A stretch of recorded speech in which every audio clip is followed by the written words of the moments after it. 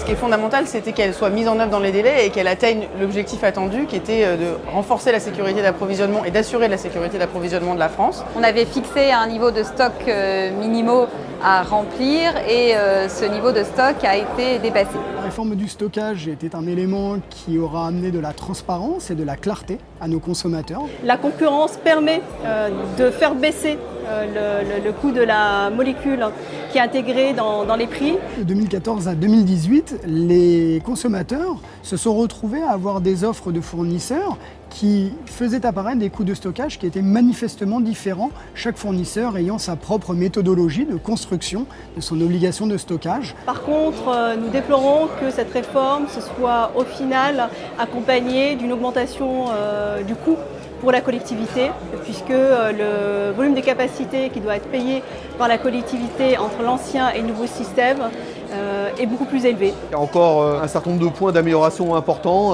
Aujourd'hui, ça pénalise fortement les consommateurs. Il faudrait quand même remettre en question les coûts, les normes sur le stockage. Les coûts d'infrastructure d'année en année augmentent.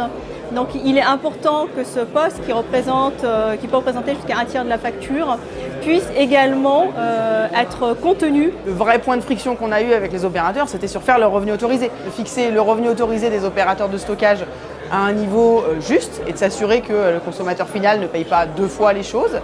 Et deuxième objectif très important, que la commercialisation soit faite de manière transparente et selon des modalités qui conviennent aux acteurs de marché. On est très satisfait que la réforme ait été mise en place et on espère que les règles liées à cette réforme pour ce qui est de la commercialisation des capacités vont être pérennisées pour avoir un peu plus de stabilité et de visibilité au niveau du marché du gaz.